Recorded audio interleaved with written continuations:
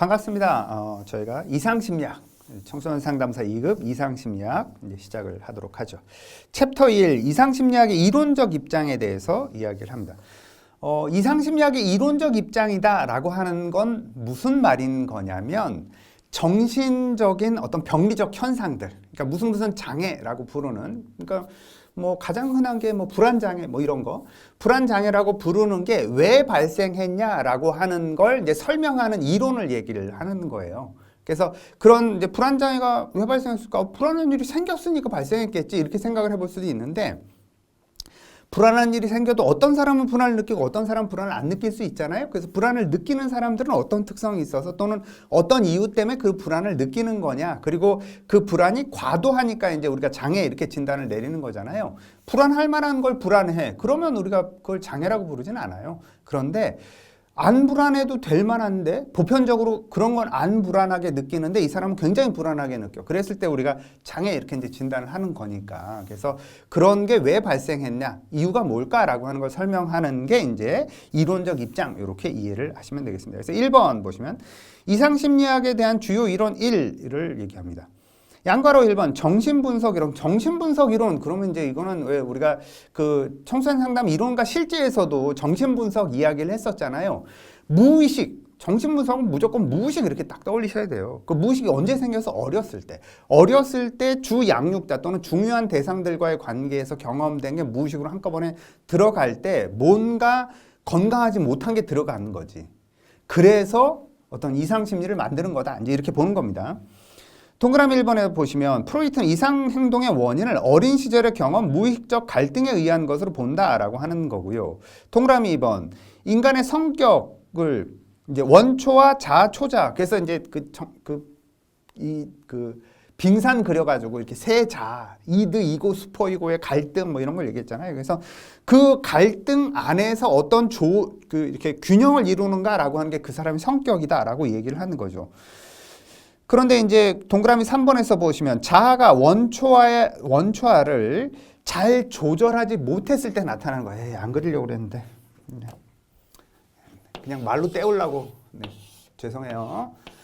이대 욕구, 그 다음에 이게 이고, 그 다음에 이건 슈퍼 이고, 이렇게 얘기를 했잖아요. 그러면 이 이고의 욕구는 성욕과 공경욕이 가장 핵심적인 욕구다라고 얘기를 했고, 이거는 의식으로 자꾸 삐집고 올라오려고 할 때 이 이고가 이걸 때리 누른다 그랬잖아요. 여기서 발생하는 요 갈등, 이 갈등이 심해질 때 느끼는 불안을 신경증적 불안 이렇게 얘기를 했죠.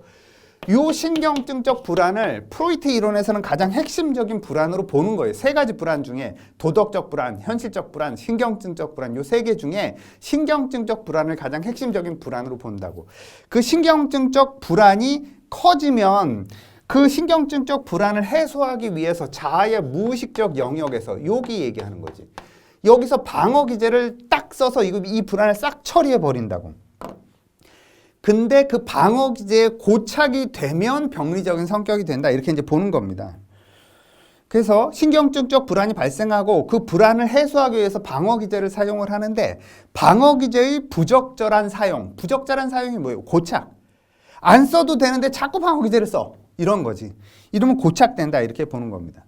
그래서 병리적이 된다, 이렇게 보는 거고요. 동그라미 4번에서 보시면 그래서 자유현상이나 꿈분석, 저항분석, 훈습 이런 기술들을 활용해서 치료를 한다. 이건 이제 우리가 청소년 상담 이론과 실제에서 다뤘던 내용. 그래서 동그라미 5번, 인간의 발달 단계를 프로이트는 리비도가 어디로 이동하는지가 이야기를 했죠. 그래서 구강기, 항문기, 남근기, 잠복기, 생식기 이렇게 리비도가 이동해 가는 걸 통해서. 근데 리비도가 이동을 하다가 무슨 문제가 생기면 고착되는 거죠. 그래서 그 고착적 성격을 드러낸다라고 이야기를 했습니다. 양가로 2번, 인지 이론 또는 인지 행동 이론. 동그라미 1번, 인지를 인간 정서의 핵심적인 요소로 간주한다. 그렇죠. 그래서 우리가 인지 이론 이야기할 때 기본적인 전제를, 어떤 사건이 발생을 하면 그 사건에 대해서 해석을 하고 그 해석에 따라서 감정을 느끼고 그 감정에 따라서 행동을 한다, 이렇게 이야기를 했었죠. 그래서 요 해석이 핵심이다 라고 얘기를 한 거 기억나시죠? 그걸 얘기를 한 겁니다. 이게 핵심이야. 그래서 어떻게 해석했는지에 따라서 감정을 느끼고 그렇게 행동을 하게 되는 거니까.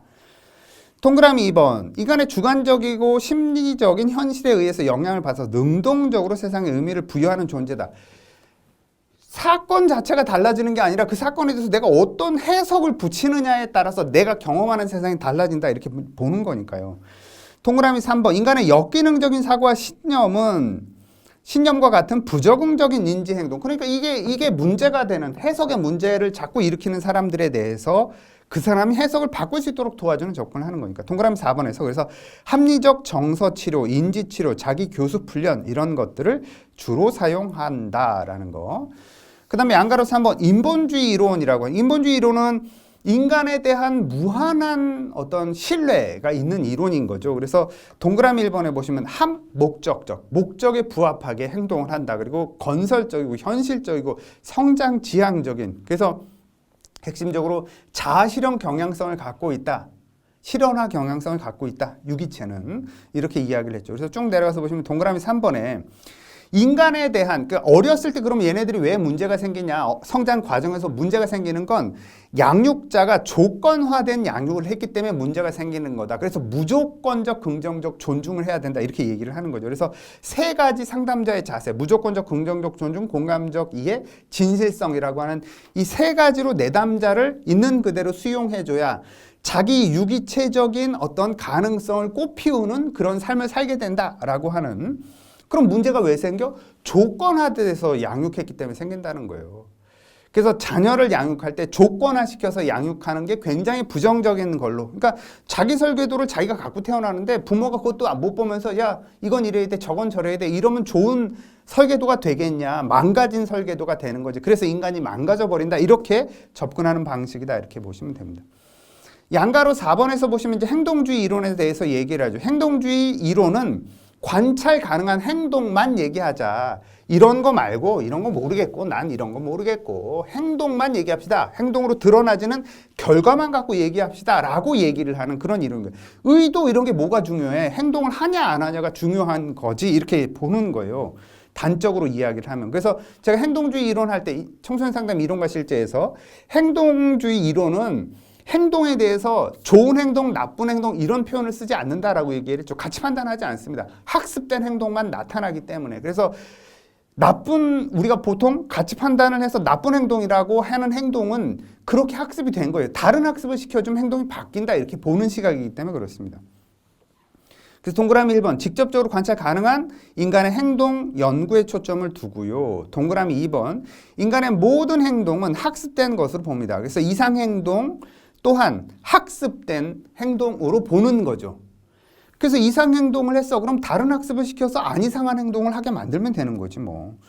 동그라미 3번. 그럼 어떤 방식으로 학습이 되냐면 고전적 조건 형성의 방식, 조작적 조건 형성의 방식, 모방학습 또는 관찰학습 또는 사회학습의 방식으로 학습이 되니까 새로운 학습도 그렇게 시키면 돼. 이렇게 이제 가는 접근 방법인 거죠. 동그라미 4번. 그래서 사용하는 기술로는 속어, 강화, 처벌 잘 쓰지 않는다. 체계적 둔감법, 모방학습과 같은 다양한 기술들을 활용을 해서 접근을 한다. 양가로 5번 사회문화적 이론이라고 하는 것. 사회문화적인 이론은 심리학 이론은 아닌 거예요. 사실은. 그래서 동그라미 1번에 보시면 인간은 사회적인 존재고요. 그래서 이상행동은 사회문화적 요인에 의해서 유발되게 된다라고 보는 시각인 겁니다. 쭉 내려가서 동그라미 3번에서 보시면 정신장애의 원인에 관한 학설로는요. 사회적으로 유발된다라는 설명이 있고요. 사회적 유발된다라고 하는 것은 낮은 사회 계층에 속하는 사람들에게서 그 사람들이 부당한 대우를 받거나 낮은 교육 수준에 있거나 낮은 취업 기회, 그 다음에 취업 조건들로 인해서 많은 스트레스와 좌절을 겪으면 그것 때문에 문제가 발생한다. 가장 심각하다고 볼 수 있는 조현병 같은 문제가 발생한다. 그런 게 사회적으로 유발된다라고 하는 거고요. 두 번째가 사회적으로 선택된다라고 하는 겁니다. 사회적으로 선택된다는 건 그냥 그렇지 않은 사람들의 부류에 있는데 중류층의 사람들이라 하더라도 정신장애를 겪게 되면 정신적으로 문제가 생기면 적응 능력이 떨어져서 결국 사회적으로는 하류 계층으로 이렇게 빠지게 된다라고 하는 거예요. 그 사회적으로 선택돼서 이 사람들이 그래서 정신장애가 유지가 되는 거다 이렇게 보는 거죠. 사회적 낙인설이라고 보시면 이제 정신장애에 대한 사회적 낙인 그 사람한테 저 사람 무슨 문제가 있어 이렇게 딱 낙인을 찍어버리면 그 사람과 교류를 하거나 그 사람이 어떤 그 뭐 직업 세계로 들어오는 거라든지 이런 거에 대해서 차단을 할 가능성이 많이 높아질 수 있죠. 그러면 재활이 어려워지고요. 심리적 적응을 약화시키는 그런 결과를 초래하게 되죠. 그래서 사회적으로 낙인이 찍히면 우리가 흔히 말하는 정상 범주 안으로 들어오지 못하게 돼서 결국은 그 문제가 더 크게 고착이 된다라고 보는 그런 설명 방식이다 이렇게 보시면 됩니다. 그래서 동그라미 4번에서 보시면 부정적인 사회 문화 풍토를 개선해서 정신장애를 예방하는 쪽으로 접근을 하면 문제를 해결할 수 있다 이렇게 접근하는 방식이다 이렇게 볼 수 있습니다. 그 다음에 이제 2번 이론 보시면 이상심리에 대한 주요 이론 2예요. 이게 이제 우리가 지금까지 이야기하는 것보다는 보다 나중에 나온 이론들이다 이제 이렇게 볼 수 있는데요. 첫 번째가 이제 생물학적 이론입니다. 생물학적 이론은 뇌를 주로 연구해서 나온 이론이에요. 그래서 아주 예전에는 뇌를 직접 연구하는 게 어렵잖아요. 왜 그러냐면 살아있는 사람이 뇌를 이렇게 열어보거나 이런 건 안 되다 보니까 죽은 사람들의 뇌를 기증받아서 예를 들어서 어떤 사람이 무슨 그 정신적인 문제를 오래 앓다가 죽었어요. 그럼 그 사람이 사후에 뇌를 이렇게 열어서 다양한 이제 해부를 해서 무슨 특징이 있구나 이제 이렇게 보는 방식이 거의 유일한 방식이었는데 과학이 발달하면서 살아있는 사람의 뇌를 이렇게 스캔하는 게 가능하잖아요. 요즘은 그러면서 그리고 이제 그 신경 전달 물질을 연구하는 게 비교적 가능해져서 살아있는 사람의 뇌에 어떤 작용이 일어나는가라고 하는 것을 유추하거나 관찰하는 게 가능해졌어요. 그래서 생물학적 이론이 이상심리에 굉장히 중요한 이론으로 들어오게 됐다 이렇게 보시면 됩니다.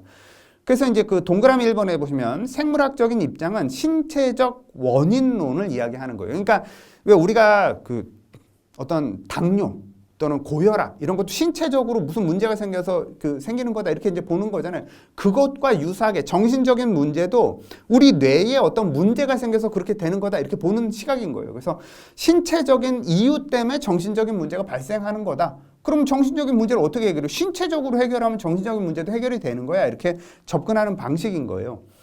동그라미 2번에서 보시면 유전적인 이상이 뇌의 구조적인 결함이나 신경생화학적인 이상, 신경생화학적인 이상이라고 하는 것은 신경 전달 물질을 얘기하는 겁니다. 이런 것 때문에 생기는 거다라고 보는 겁니다. 그래서 동그라미 3번에서 주요 신경 전달 물질인 도파민이라든지 세로토닌이라든지 노르에피네프린이라든지 이런 건 굉장히 중요한 신경 전달 물질로 다뤄져요. 그래서 이상심리하면서 요 세 개의 신경 전달 물질은 우리가 여러 차례 이야기를 하게 될 거거든요. 그래서 이런 신경 전달 물질이 과다하다든지 결핍되다든지 그랬을 때 어떤 문제가 생긴다라고 보는 이런 시각이다 이렇게 보시면 됩니다. 그래서 그 아래 표에 보시면 이제 특별히 도파민 같은 경우에는 첫 번째 점 중추신경계에서 신경 전달 물질로 중요하게 활용이 되는데요. 두 번째 점 보시면은요. 운동 및 주의 집중하는 거기에 관여를 하게 되는데 정서적인 각성, 주의 집중, 쾌락, 수의적 운동, 그러니까 우리가 의도적으로 조절할 수 있는 어떤 운동들 이런 것들과 굉장한 연관성을 갖습니다.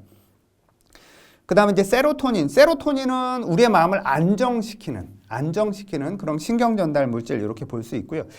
에피네프린과 노르에피네프린은 유사한 그런 작용을 하게 되는데 첫 번째 점 보시면 교감신경계에서 신경 전달 물질로 작용이 됩니다. 그러니까 이 에피네프린이 이제 분비량이 증가하면 이제 각성이 일어나는 거예요. 교감신경계가 활성화되면 이렇게 긴장하고 각성하고 이제 이런 특성들을 보이게 되거든요.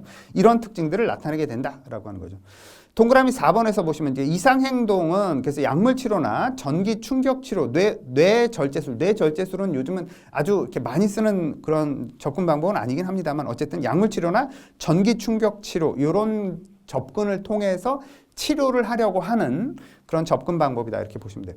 그 아래 지식인 내에 보시면 이제 변연계, 기저핵, 소뇌의 주요 기능에 대해서 이야기합니다. 변연계라고 하는 것은 대뇌와 간뇌의 경계에 있는데, 그러니까 대뇌는 뇌의 맨 바깥쪽에 있고 간뇌는 맨 안쪽에 있는 겁니다. 그 사이쯤에 있는 거다. 그러니까 그 대뇌보다는 안쪽에 있는 거예요. 3D로 봤을 때 대뇌가 이렇게 맨 바깥쪽에 둘러싸고 있는 게 대뇌라면 그 안쪽으로 들어가서 있는 거다. 맨 안쪽은 아닙니다만 중간 정도다. 이렇게 이제 보시면 됩니다. 그걸 변연계 이렇게 얘기를 하는 거예요. 그래서 변연계 안에는 요 중간쯤에는 무엇들이 있냐면 편도체, 좌우에 편도체가 있고요. 이 편도체는 감정을 조절하는 기능이 있어요. 그래서 쭉 내려가서 보시면 공포와 불안 이런 것들과 연관되어 있습니다. 그래서 편도체가 손상이 발생을 하면, 그래서 그 어떤 병 때문에 편도체가 손상된 사람들이 있습니다. 이런 사람들은 불안이나 어떤 공포 이런 걸 잘 못 느껴요. 그 다음에 해마도 그쪽에 있죠. 그래서 단기 기억을 장기 기억으로 전환하는 역할을 합니다. 그래서 이 해마 안에 장기 기억이 저장이 돼요. 그래서 해마가 손상이 되면 오래된 기억이 손상을 입는 이런 특성들을 보인다. 이렇게 보시면 되고요. 시상하부는 우리의 항상성을 유지합니다. 항상성이라고 하는 것은 체온이라든지 이런 게 이제 일정한 상태를 유지하잖아요. 어느 정도는 움직입니다만 어느 범위 안에서 우리가 이제 움직이게 만드는 거, 이런 모든 것들이 이제 시상하부에서 한다. 그래서 감정을 표출한다든지 체온을 조절한다든지 배고픔이나 목마름 같은 다양한 행동 조절을 담당하는 중추로서의 역할을 하는 게 이제 시상하부, 이렇게 이야기합니다. 그 다음에 이제 기저핵이라고 하는 거. 기저핵은 대뇌, 간뇌, 중뇌의 양측에 위치해 있고 신체의 불안 수준, 근육 긴장도, 활동, 자세, 큰 근육의 움직임 이런 것들을 조절하는 역할을 하고요. 소뇌는 대뇌는 이제 이렇게 대뇌가 있고 소뇌는 이렇게 뒤통수 쪽에 이렇게 좀 작게 있는 덩어리가 좀 작은 그런 뇌를 소뇌 이렇게 얘기를 하죠. 그래서 이 뒤통수 쪽에 요 안쪽에 있다 보니까 이렇게 요 바로 밑이 척추잖아요. 그 척추를 타고 척수가 이렇게 올라오거든요. 그래서 소뇌를 거쳐서 대뇌로 가게 되어 있습니다. 그래서 이제 척수로부터 외부에 대한 감각 정보를 다 이렇게 취합하는, 그래서 이를 처리하고 구성하고 통합하는 기능을 소뇌에서 하고요. 운동 기능을 조절. 그러니까 대뇌에서 명령 내린 걸 소뇌를 통해서 이게 척수로 타고 온몸으로 딱 퍼지게 돼 있으니까 운동 기능을 조절하고 조화롭고 정밀한 운동이 가능하도록 하는 그런 역할을 하는 것이 이제 소뇌의 기능이다. 이렇게 보시면 되겠습니다. 그래서 요 정도는 여러분이 조금 이해를 하실 필요가 있고요. 양가로 3번. 그러면 이상 심리를 설명하는 그 최근의 이론들은 어떤 것들이 있냐면 동그라미 2번에서 보시면 이제 취약성 스트레스 모형이라고 하는 게 있습니다. 취약성 스트레스 모형이라고 하는 건 뭐 어떤 분들은 스트레스 취약성 모형 이렇게 부르는 분도 있어요. 아무 상관없는데 취약성이라고 하는 건 과거에 만들어진 취약한 어떤 그 이제 상태 이렇게 보시면 되고요. 스트레스는 지금 받는 스트레스의 양 이렇게 이해를 하시면 됩니다. 그러니까 취약성은 무조건 과거에 만들어졌어요. 과거라고 어느 정도 과거? 한 달 전도 과거고 일주일 전도 과거예요. 그러니까 지금 내가 빵 하고 받는 스트레스가 아닌 그 이전에 생긴 건 다 취약성이다 이렇게 보시면 됩니다. 그러니까 아주 어렸을 때 뭐 이렇게 그 부모로부터 뭐 사랑을 받지 못한 거 이런 것도 취약성이 될 수 있는 거고요. 또는 유전적으로 내가 뭐가 이렇게 좀 약하게 태어났어 이런 것도 취약성이 될 수 있는 겁니다. 그 다음에 뭐 어렸을 때 아주 뭐 이렇게 유괴당했던 경험이 있다. 그것도 취약성이 될 수 있는 거예요. 그래서 이런 어렸을 때 또는 과거에 경험했던 취약성이 있는 상태에서 지금 스트레스가 어느 정도 강하게 주어지냐에 따라서 이 두 개가 시너지를 일으켜서 병리로 발현이 된다라고 하는 게 취약성 스트레스 모형 이렇게 보시면 돼요. 그 얘기는 무슨 얘기냐면 만약에 어떤 사람이 지금 굉장히 큰 스트레스를 받았는데 취약성이 없어. 그런 사람은 존재하기 어렵습니다만 어쨌든지 간에 만약에 없다라고 가정을 해봐. 그러면 이 사람은 아무리 큰 스트레스가 주어져도 병리가 안 생긴다는 거예요. 그럼 내가 지금 굉장히 큰 스트레스를 받았으니까 시간이 지나고 한 달 뒤 또는 1년 뒤가 되면 굉장히 스트레스 받았던 이것 자체가 나에게 취약성으로 남을 수 있는 거죠. 또는 제가 만약에 취약성이 많아요. 취약성이 많은데 스트레스를 내가 잘 조절하면서 살아. 그러면 나는 병리가 안 생기고 죽을 때까지 살 수도 있다 이 얘기를 하는 거예요. 그러니까 취약성과 스트레스가 이렇게 두 개가 만나서 시너지를 일으켜서 병리를 만들어낸다라고 하는 이론이 취약성 스트레스 모형 이렇게 볼 수 있고요. 그 다음에 동그라미 3번에서 생물, 심리, 사회적 모형이라고 하는 건 생물학적이고 심리적이고 사회적인 요인들이 다 이제 이게 얽히고 설켜서 병리를 만드는 거야. 이렇게 설명하는 그런 방식이다. 이제 이렇게 보시면 됩니다.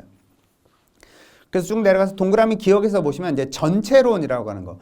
전체는 그것을 구성하는 부분들의 합보다 크다라고 하는 거. 이걸 이제 전체론.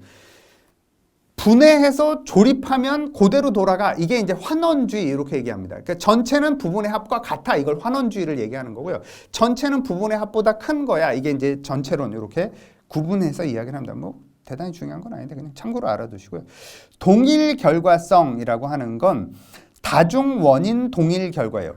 여러 원인이 있어도 결과는 동일하게 나타날 수 있다는 거예요. 예를 들어서 어떤 사람이 이제 뭐 직장에서 잘려도 우울해질 수 있고요. 애인이랑 헤어져도 우울해질 수 있고요. 자기가 목표했던 게 떨어져도 우울해질 수 있고요. 원인은 여러 가지가 있을 수 있지만 결과는 우울로 나올 수 있다. 이걸 다중 원인 동일 결과 이렇게 얘기를 하는 겁니다. 그 다음에 다중 결과성이라고 하는 거. 동일한 원인에 의해서 다양한 결과가 나올 수 있다는 거예요. 예를 들어서 어떤 사람이 뭐 시험에 합격하기 위해서 시험을 봤어요, 다. 근데 만약에 5명 있었는데 5명이 다 떨어졌어. 그런데 어떤 사람은 불안해지고 어떤 사람은 우울해지고 어떤 사람은 뭐 어떻게 되고 어떤 사람은 어떻게 되고 다양하게 나올 수 있다. 원인은 동일해도 다양한 결과가 나올 수 있다라고 하는 거예요. 그래서 동일 원인 다중 결과 이렇게 이야기를 하는 겁니다. 그 다음에 동그라미 리을에서는 상호인과성이라고 해요. 상호인과성은 어떤 일의 결과가 다시 원인이 돼서 결과를 만들고 다시 원인이 돼서 결과를 만들고 다시 원인이 돼서 결과를 만들고 이런 거. 이게 보통 이제 그 가족 어떤 문제가 이야기할 때 이제 상호적 인과성이라고 하는 이런 용어를 많이 이야기를 하고요. 그 다음에 항상성 유지 이론이라고 하는 거. 항상성은 우리가 앞에서도 얘기했던 것처럼 이게 일정한 체온을 유지하는 것처럼 왜 가족에서 보통 얘기를 많이 하거든요. 그러니까 그 가족 구성원들이 이렇게 있으면 가끔 이런 얘기를 해요. 우리 집이 요즘 이렇게 싸우지도 않고 이렇게 갈등을 별로 안 하는데 이렇게 편안하게 살아도 되나 이런 마음이 들어서 그게 더 불안해요. 이렇게 얘기하는 사람들 주변에 가끔 있잖아요. 그건 뭐냐면 이 사람들의 가족 안에는 갈등 수준이 일정한 수준이 있어요. 근데 이게 그 갈등 수준이 떨어져서 마음은 편할 수 있는데 오히려 그게 이상한 거지. 그러면 중간에 누군가가 어떤 갈등을 그럼 그렇지 우리가 이럴 리가 있나 이런 편안함은 우리한테 있을 리가 있나 이러면서 다시 이렇게 갈등 수준이 일정한 상태로 올라오는 이게 안 좋은 건데 우리가 항상성을 유지하는 그런 경향성이 있다는 겁니다. 그러니까 굉장히 웃긴 건데 너무 서로 열심히 하고 노력해서 너무 좋고 너무 편안해 너무 행복해. 근데 이런 행복을 내가 누려도 되나 이런 마음이 들어요. 이런 소리를 하는 건 항상성이 이제 다르게 형성되어 있는 거지. 그래서 그 다른 상태를 형성되어 있는 항상성과 다른 경험을 굉장히 어색하게 느끼는 이런 걸 이야기를 하는 거죠. 그래서 항상성 유지. 유기체는 항상 일정한 상태를 유지하려는 경향이 있죠. 개인도 그렇게 경향이 있는 것처럼 가족 안에도 그런 경향이 있다라고 하는 거. 자, 그다음에 챕터 2 보시면 이상심리학의 분류 및 평가. 이상심리학에서는 이제 우리가 진단명으로 얘기를 하거든요. 진단명을 붙이는 게 좋으냐 나쁘냐 이건 다른 문제예요. 그거는 이제 우리가 보통 심리 상담을 주로 하는 사람들은 진단명을 붙이는 걸 굉장히 싫어하는 경향이 있습니다. 그런데 이제 어쨌든 우리 이제 이상심리를 배우는 거다 보니까 이상심리에서는 어떤 증상을 가지고 무슨 장애 이렇게 이제 진단을 붙이는 거예요. 그러면 무슨 장애가 있는지는 우리가 이해를 해야 되는 거죠. 그래서 어떻게 진단 내리는 체계가 있냐라고 하는 걸 여기서 이야기를 하려고 한다. 이렇게 보시면 됩니다.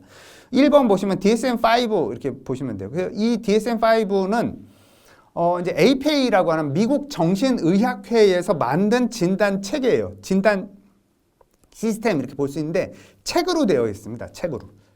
그래서 그 책을 보면 그 책 안에 이러이러한 증상이 있으면 무슨 장애 이렇게 이제 진단하게끔 되어 있어요. 근데 이제 그럼 이 DSM이라고 하는 진단 체계만 있냐? 아니요. ICD라고 하는 진단 체계가 있죠. 여기는 안 써놨구나. 네. ICD라는 진단 체계가 있는데 이 ICD는 WHO에서 만든 거예요. 세계보건기구. 그럼 세계보건기구 훨씬 더 큰 단체 아니에요? 훨씬 더 커요. 그런데 이제 우리나라 심리상담 쪽에서는 DSM 진단 체계를 주로 사용을 한다. 이렇게 보시면 됩니다. 그래서 이 이상심리를 배울 때도 DSM 체계로 배워요. ICD는 주로 어디서 사용하냐면 의사들이 사용을 합니다. ICD 진단 체계는 신체적인 거 다 나오고요. 일부분이 정신적인 문제를 다루는 걸로 나와요. 그래서 ICD는 굉장히 두꺼워요. 정신 문제는 일부분이다 보니까. 근데 DSM은 정신적인 문제만 다뤄요. 그래서 이제 보통 심리 상담 쪽에서는 다른 신체적인 문제는 다룰 필요가 없잖아요. 그래서 우리는 이걸 안 배우고 이제 DSM을 주로 배우고 의사, 정신건강의학과 의사들은 ICD 진단체계. ICD는 현재 11판까지 나와 있다. 이렇게 이제 보시면 되고요. DSM은 DSM-5TR 버전까지 나와 있습니다. 그래서 그 DSM-5TR 버전에 대한 내용을 우리가 이제 이야기하게 될 거다. 이렇게 보시면 됩니다. 양가로 1번 보시면 그 DSM 정신장애 진단 및 통계 편람이라고 하는 것의 특징 보시면 동그라미 1번에 쭉 내려가서 미국 정신의학회 APA라고 보통 약자로 부르거든요. APA에서 만들었다라고 하는 거고요. 쭉 나머지는 한번 보시고 동그라미 4번에서 보시면 DSM에서는 범주를 20개 범주로 나눠서 이야기를 합니다. 20개 범주로 나눴어요. 카테고리 이렇게 보시면 됩니다. 그래서 이제 첫 번째 신경발달장애 안에 그 범주명이에요. 신경발달장애는 범주명. 신경발달장애로 진단을 하지는 않습니다. 신경발달장애 이렇게 부르지 않는다는 얘기예요. 진단을 할 때는 그 하위장애, 지적장애 이런 식으로 진단한다는 얘기예요. 지적장애, 의사소통장애, 자폐 스펙트럼, 주의력 결핍, 과잉행동, ADHD라고 우리가 부르는 특정학습장애, 운동, 틱이 대표적인 운동장애입니다. 이렇게 이제 하위장애로 진단을 하는 거다.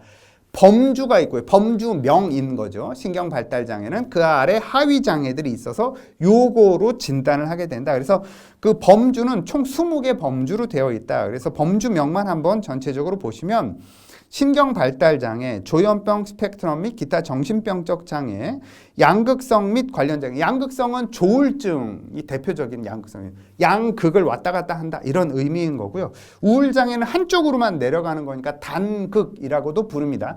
진단명으로 얘기하는 게 아니라 그냥 일반적으로. 그 다음 이제 불안장애가 있죠. 불안장애랑 비슷한 장애가 강박 및 관련 장애. 강박은 어떤 생각이 이렇게 묶이는 특성들이 있습니다. 그 다음에 외상 및 스트레스 관련 장애, PTSD라고 보통 우리가 약자로 부르는 게 외상 후 스트레스 장애거든요. 그래서 외상 후 스트레스 장애와 유사한 장애들을 여기다 다 묶어놨다 이렇게 보시면 되고요. 그 다음에 이제 해리 장애, 뭐 기억 상실 이런 게 대표적인 그런 장애에 해당이 되는 거죠. 근데 신체 증상 및 관련 장애, 신체 증상 및 관련 장애는 심리적 원인에 의해서 신체적인 증상이 나타나는 장애예요. 꾀병이 아닙니다. 꾀병은 우리가 이제 그 정신장애로 들어오지가 않아요. 그냥 꾀병인 거예요. 근데 이제 신체 증상 및 관련 장애는 심리적 원인에 의해서 신체적인 증상이 나타나요, 실제로. 증상을 보이는데 원인은 심리에 있다. 이제 이렇게 보는 게 신체 증상 장애. 그 다음에 급식 및 섭식 장애. 급식 및 섭식 장애는 먹는 것과 관련된 장애들 이렇게 볼 수 있고요. 그 다음에 이제 배설 장애는 이제 똥 싸고 오줌 싸는 거. 부적절한 상황, 부적절한 장소에서 똥을 싼다든지 오줌을 쌀 때 우리가 배설 장애 이렇게 얘기를 하는 거고요. 그 다음에 수면 및 각성 장애. 수면 및 각성 장애는 잠자는 것과 연관된 장애들. 그래서 우리가 깼다가 잤다가 이게 주기를 잘 이루어야 되는데 그 주기가 온전하지 않을 때 이제 원인에 따라서 수면 및 각성 장애 이렇게 부르고요. 그다음에 성 관련 장애가 범주가 아니고요. 이렇게 범주를 보시면 안 되고 그 옆에 이제 성기능 부전, 변태 성욕 장애, 성별 불쾌감이라고 하는 게 이제 범주명이에요. 근데 이제 그 세 개는 이제 성과 연관된 거다. 그래서 묶어 놓은 거지 범주명이 아니다. 범주명이 성기능 부전이 범주명이고요. 변태 성욕 장애가 범주명이고요. 그 다음에 이제 그 성별 불쾌감이 이제 DSM-5TR 버전에선 젠더 불쾌감이라는 용어로 같은 말이에요. 그냥 그렇게만 바꿔놨다라고 하는 거. 그 다음 이제 성격 장애가 범주명으로 되어 있습니다. A군, B군, C군은 그냥 임의로 해놓은 거지. 성격장애 범주 안에 10개의 성격장애가 들어있어요. 그냥 이제 그 편집, 그 다음에 조현성, 조현형 이렇게 쭉 들어가 있는 게 이제 10개가 들어가 있다. 이제 이렇게 보시면 되고요. 그 다음에 이제 파괴적 충동 조절 및 품행장애라고 하는 범주명이 있고요. 그 다음에 신경인지장애라고 하는 범주명이 있고요. 그 다음에 물질 관련 및 중독장애, 기타 정신장애라고 하는 그런 이제 범주가 있다. 뭐 추가로 연구가 필요한 그런 장애들, 이런 것들이 있는데 그 총 20개의 범주로 되어 있다라고 하는 거. 그 다음에 이제 그 DSM-5TR 버전에 보면 요게 이제 우리 교재에서 좀 빠져 있는 게 있습니다. 외상 및 스트레스 관련 장애 보시면 외상 후 스트레스 장애, PTSD가 가장 대표적인 예라고 말씀드렸고요. 급성 스트레스 장애, 반응성 애착 장애, 탈억제성 사회적 유대감 장애, 적응 장애 이제 이렇게 있는데 거기에 하나를 더 추가가 됐습니다. 뭐가 추가는 여러분이 써 넣으세요. 지속성 비탄 장애라고 하는 걸 써서 넣으세요. 지속성 비탄 장애라는 게 DSM-5에는 없었는데 DSM-5 TR 버전에 새로 이렇게 딱 들어간 장애다 이렇게 보시면 됩니다. 그래서 이 지속성 비탄 장애는 뭐 이제 어떤 걸 이야기를 하는 거냐면 사랑하는 사람을 사별했을 때 사별한 이후에 1년이 지나도 애도를 끝내지 못한 상태가 되는 거. 비탄 속에 빠져 사는 거. 애도 속에 빠져 사는 거. 그래서 지속성 비탄 장애 또는 지속성 애도 장애 이렇게 부릅니다. 그러니까 1년이에요. 1년이 지났는데도 내가 그 애도의 마음을 이렇게 떨쳐내지 못하는 상태를 지속성 애도 장애, 지속성 비탄 장애 이렇게 부른다 이렇게 보시면 됩니다. 그래서 그게 이제 DSM-5 TR 버전에 새로 들어가서 이런 게 이제 우리가 그 우울이 아닙니다. 우울 장애에 들어가는 거 아니야 이렇게 생각하는 분들이 가끔인데 그게 아니라 외상 및 스트레스 관련 장애로 들어가 있는 그런 장애다 이렇게 보시면 되겠습니다. 그래서 이렇게 범주로 구분되어 있다라고 하는 거, 이게 이제 DSM-5 TR 버전에서 구분하는 방식이기 때문에 이 내용을 가지고 이제 우리가 구체적인 내용들을 배우게 된다 이렇게 보시면 되겠습니다. 여기까지 수고하셨습니다.